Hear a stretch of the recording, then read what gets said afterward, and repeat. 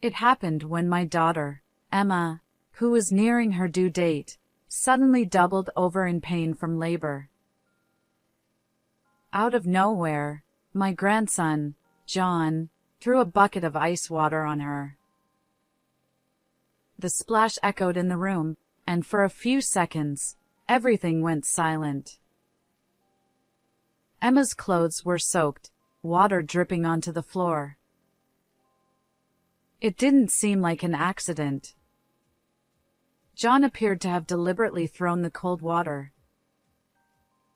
Stunned by the unexpected act, my husband and I were left speechless, unable to comprehend what had just happened before our eyes.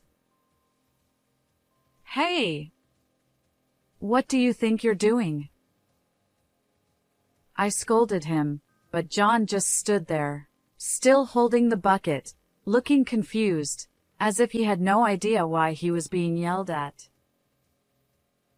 Then, what came out of John's mouth next was almost too shocking to believe.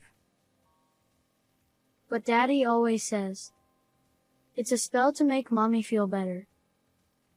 What did you just say? Though my husband and I were both taken aback, we didn't have time to focus on John's explanation at that moment. John, looking worried for Emma, who was clutching her stomach in pain, seemed like he was about to cry. What on earth was John thinking when he did that? It wasn't the kind of prank that could be dismissed so easily, and he didn't seem so young as to pull a stunt like that at such a crucial time. After Emma safely gave birth and regained her strength, I brought up the incident. "By the way, about what happened before we left for the hospital. What exactly did John mean?" Emma looked at me, her face clouded with discomfort. She seemed hesitant to speak, but, seeing the seriousness in my eyes, realized she could no longer hide it. "Mom, actually..." "My name is Nancy. I live with my husband, Jason.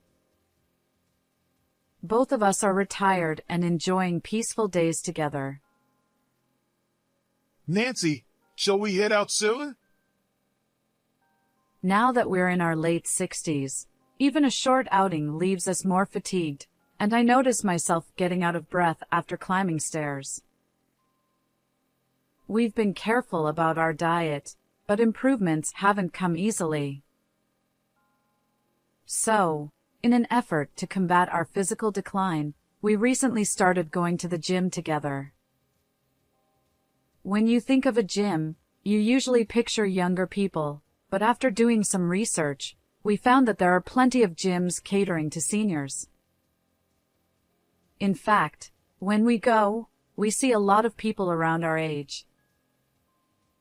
We started going when the mornings and evenings were still chilly, but now that the heat has become intense, we've settled into a routine. As we arrived at the gym and were about to begin our usual workout, we spotted a familiar face. "Oh, Casey, good morning. How are you today?" "Nancy, Jason. Good morning. I'm feeling great today. Ready to get some exercise in." Casey is around our age, and we often enjoy small talk whenever we see each other. We first became acquainted when we were struggling with the gym equipment in the beginning, and Casey kindly showed us how to use it. Since then, we've become good friends, discussing everything from our workout routines to small happenings in our lives. Chatting with always cheerful, smiling Casey gives us a boost of energy. At this age, life tends to fall into a predictable routine, and new friendships are rare. But ever since we took up going to the gym, we feel like we've found a new way to enrich our days. We enjoyed our chat with Casey and continued with our workout. Nancy, shall we head to Emma's house soon? After having lunch and resting a bit, we had come to the gym, but before we knew it, the heat of the day had started to ease.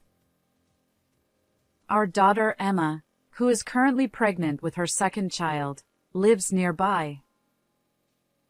With her due date approaching, we plan to visit her today to check on her. After working out at the gym, we made our way to Emma's house. As we rang the doorbell, the sound of little footsteps running toward the door echoed from inside. Welcome. Mommy, Grandma and Grandpa are here. Since it was a Sunday, I assumed he had the day off from daycare. Our grandson John greeted us with a big smile. He has Emma's gentle eyes and is an affectionate, charming child. Looking past John, I saw Emma, walking slowly with her large belly, making her way to the door. Dad, Mom. Thanks for coming. How have you been? Of course, we've been doing great. We went to the gym together again today. I know that being pregnant while raising a young child can be quite challenging, but Emma always welcomes us warmly whenever we visit and is thoughtful and kind. Her belly had grown much larger since we last saw her. We were eagerly awaiting the arrival of another grandchild. I suddenly realized that Emma's husband, Harrison, was nowhere to be seen, even though it was the weekend. He must have gone out somewhere. By the way, Emma, is Harrison at the slots again? Emma replied with a vague smile. Yes. I think he should be back soon. According to Emma, her husband Harrison is an elite employee who climbed to an important position at a young age. He's highly valued by his superiors and well-liked by his subordinates. At work, he has the reputation of being a good father, but on the other hand, he has a fondness for gambling and spends most of his days off at the slot machines.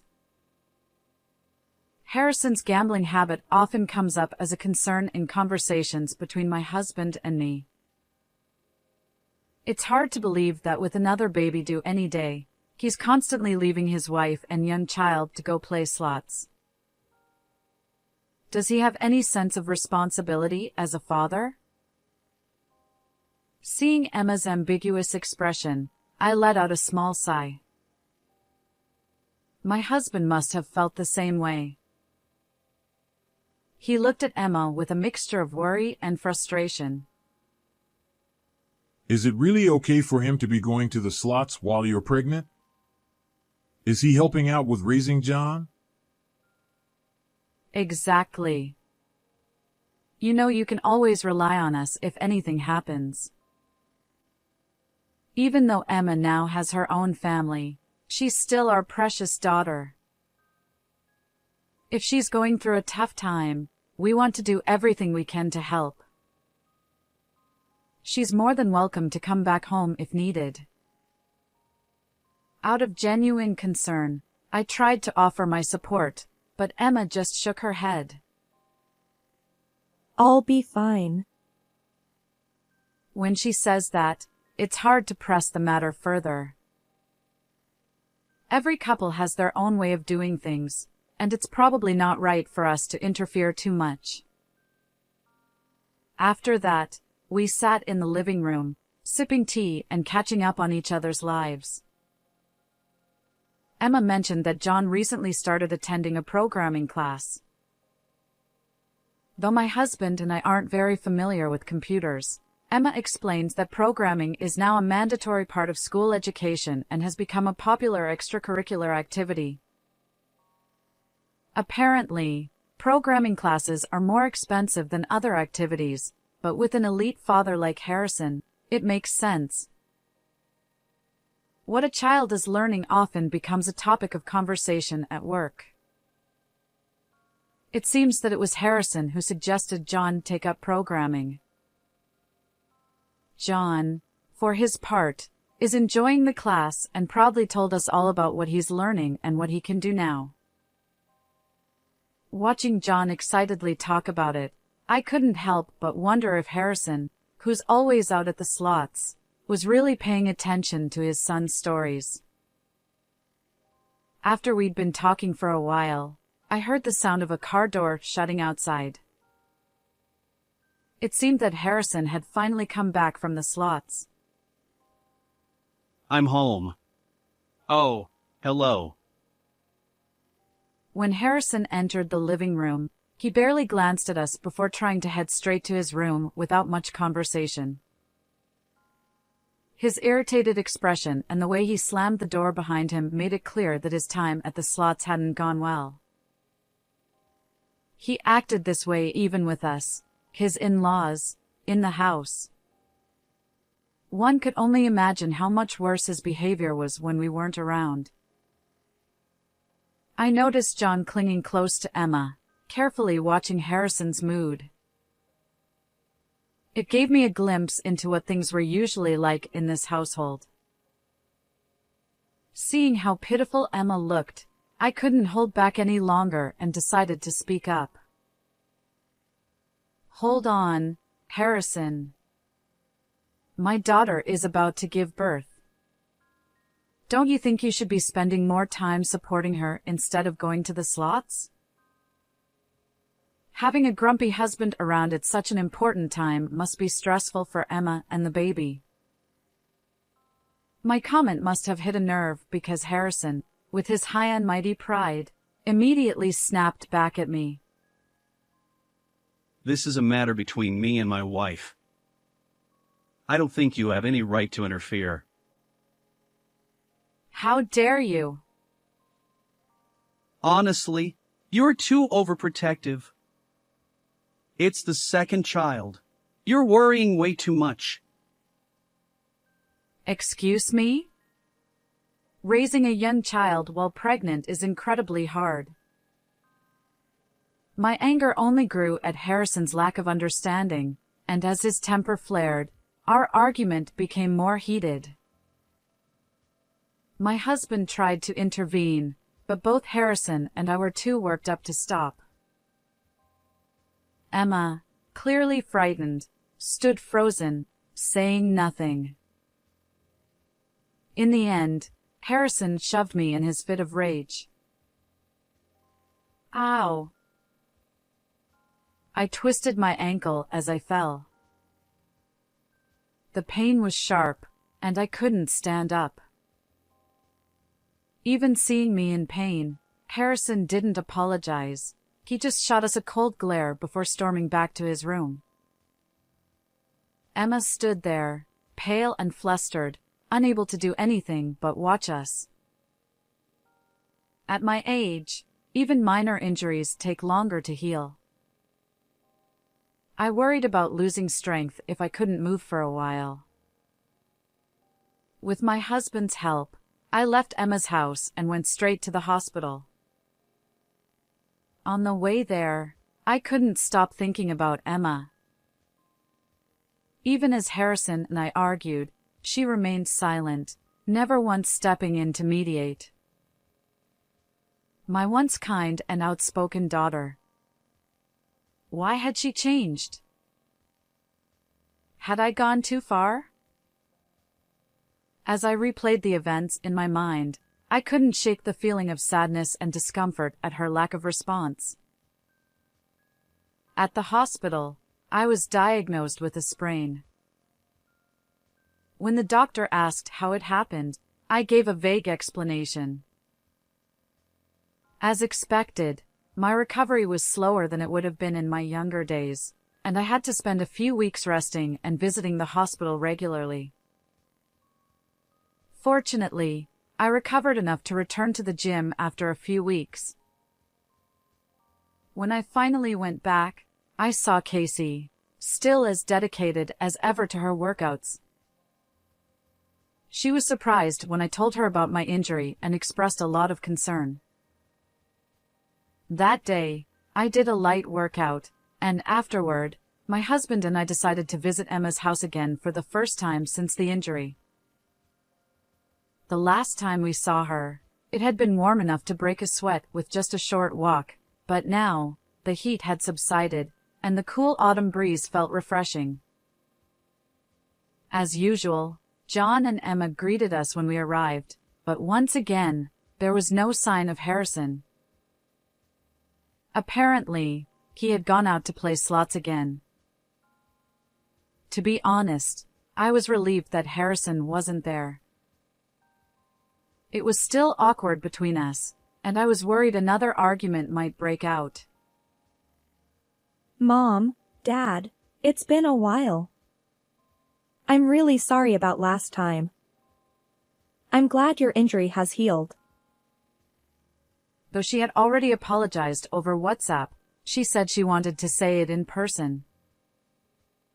It wasn't Emma's fault at all, but seeing her apologize with such a sad expression made my heart ache.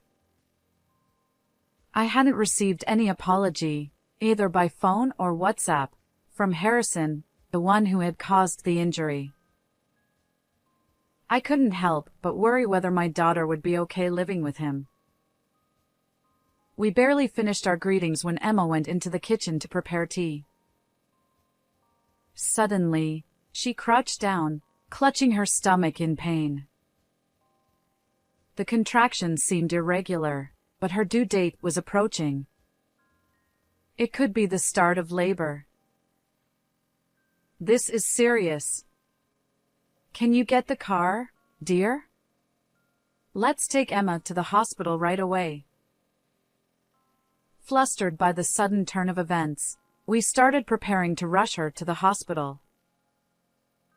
But at that moment, out of nowhere, John dumped a bucket of ice-cold water on Emma.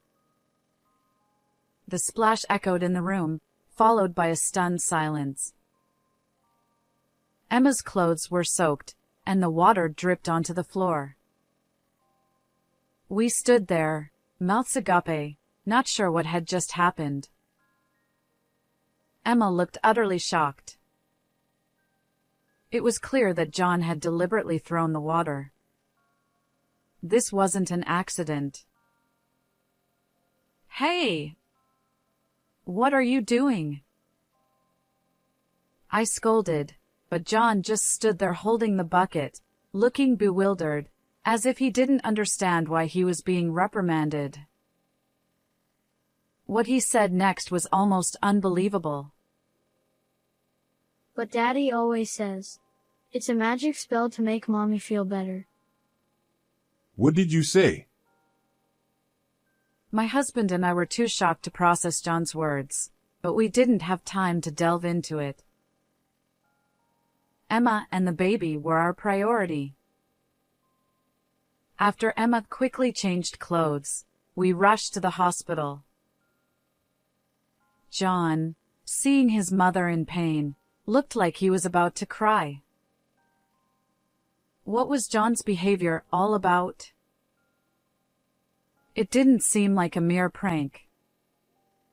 It was too extreme, especially given the timing. And Emma's reaction when she was doused with cold water also bothered me. The car ride to the hospital was filled with a mixture of worry for Emma and confusion about John's actions. Even though it was her second child, childbirth is always a life-threatening ordeal. For a while, I feared the worst, but Emma eventually gave birth safely to a beautiful, healthy baby who looked just like her. Emma lay in bed, utterly exhausted.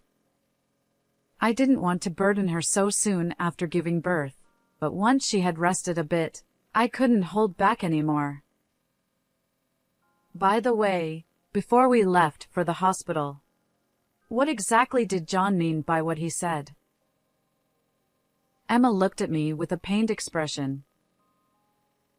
She seemed unsure whether she should tell me, but seeing how serious I was, she probably realized she couldn't keep it hidden any longer.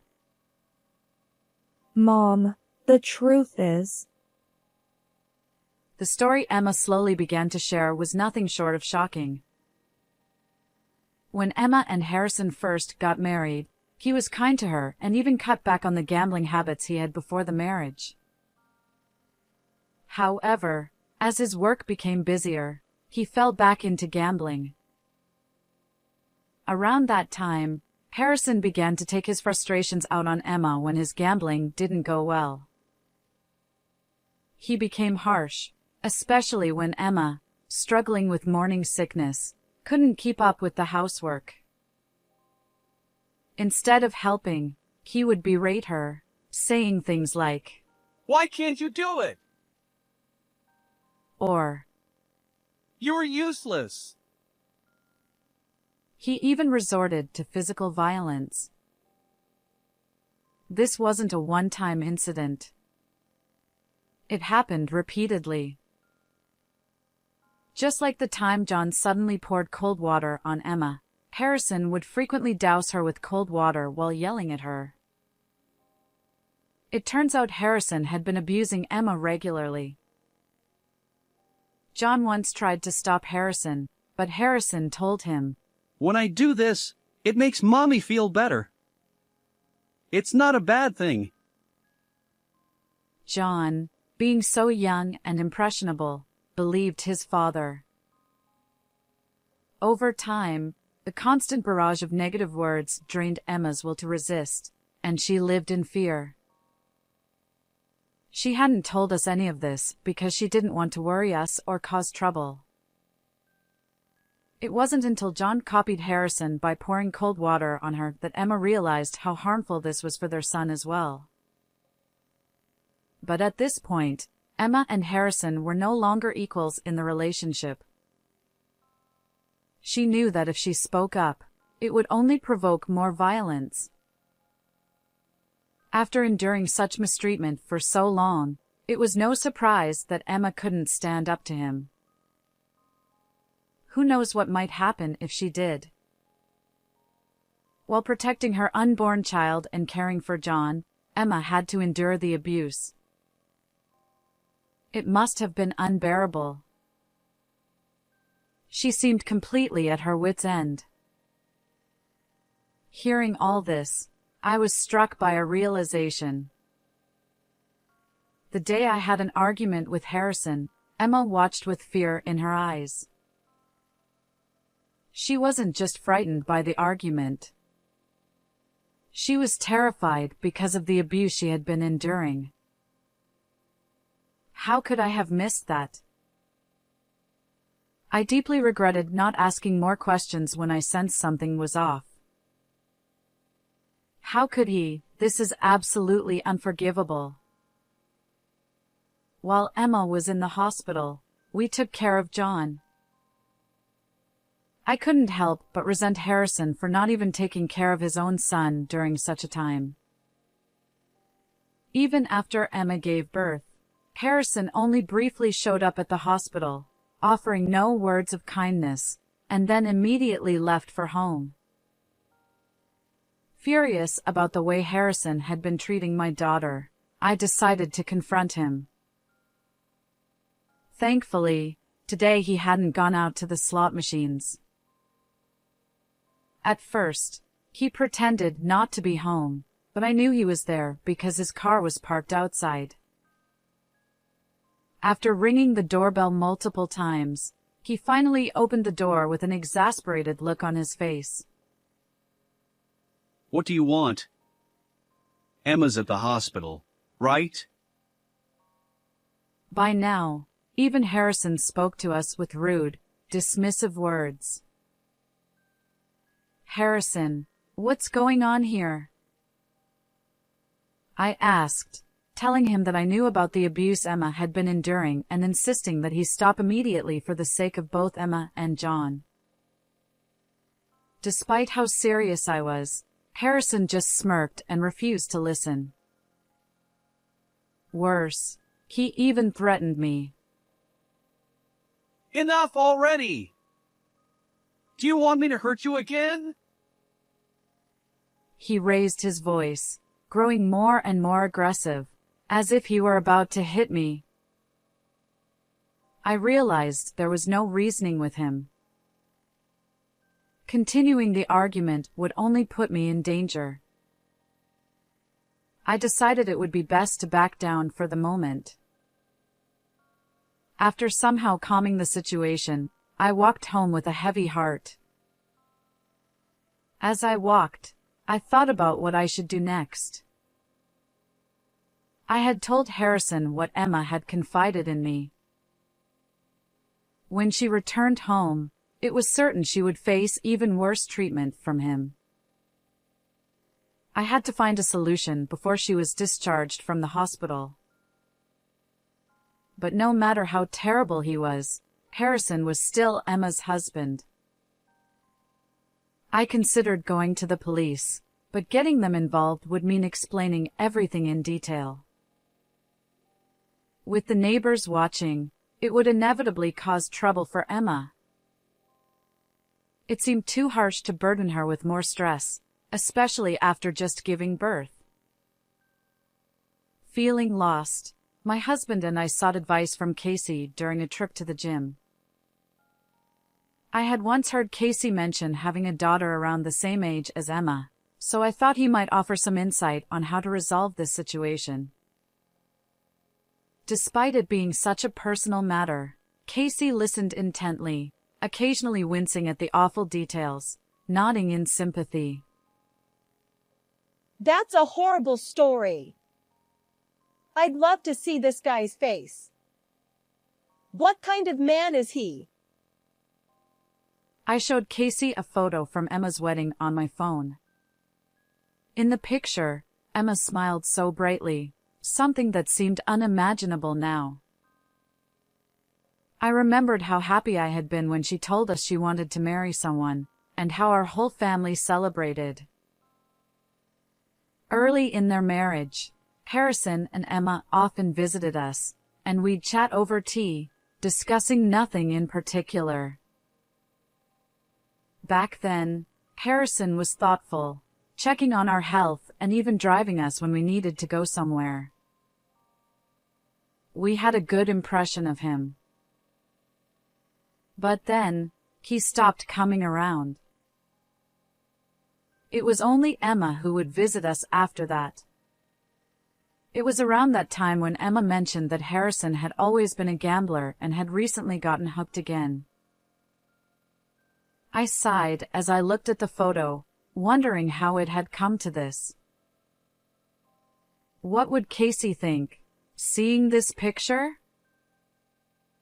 When I looked up, I noticed something startling. Casey, who was always smiling, now had a face filled with shock and anger. I had never seen such an expression on him before.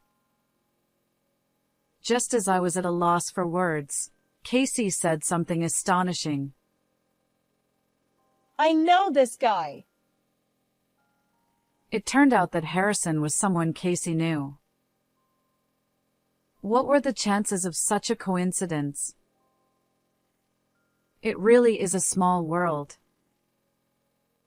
We were stunned and asked how they knew each other, but Casey only gave vague answers. Then, he offered to come with us to talk to Harrison, and we agreed. So, a few days later, we visited Harrison together with Casey. To be honest, I felt uneasy about visiting Harrison again. But with Casey, someone who knew him and was a neutral third party, I felt reassured. I believed that Harrison wouldn't act out of line with Casey there. I rang the doorbell at Emma's house. It seemed that Harrison was home again today. From the intercom, I heard Harrison's irritable voice. Yes? What do you want? I told him that I wanted to talk again. He replied that he had nothing to say to us, but today, I couldn't back down. Emma would be discharged from the hospital soon. I couldn't leave until Harrison genuinely repented and promised never to commit domestic violence against her again. Determined, I repeatedly pressed the doorbell until, after a while, Harrison reluctantly opened the door. What is it? Enough already. The moment he saw our faces, Harrison spat out insults and acted arrogantly, but suddenly his words stopped short. Wondering what had happened, I looked at his face and saw his eyes fixed on Casey. His expression changed dramatically, and Harrison's face quickly turned pale. President! What are you doing here? To our surprise, Casey was the president of Harrison's company. I remembered Emma once mentioning that Harrison's work had reached the president's ears and that he had high expectations for him. The Casey we had been chatting with at the gym was the very president Emma had talked about. What on earth have you been doing? Casey scolded Harrison with an intense fury. Harrison, whom the company had entrusted with its future, wasn't just neglecting his family, he was abusing his wife. It was no wonder Casey was furious. I'm so sorry. With a pale face, Harrison bowed deeply and apologized to Casey. There's no point in apologizing to me. You should be apologizing to Emma and Nancy for the trouble you've caused them. The once prideful Harrison was now utterly crushed. His arrogance was nowhere to be seen. We received an apology from Harrison. Led by Casey, Harrison went to apologize to Emma for his actions as well. Whether it was sincere or not, being rebuked by the president of his company made it unlikely that Harrison would ever commit domestic violence against Emma again. I was truly relieved. Word of Harrison's abuse spread throughout the company, leading to his demotion.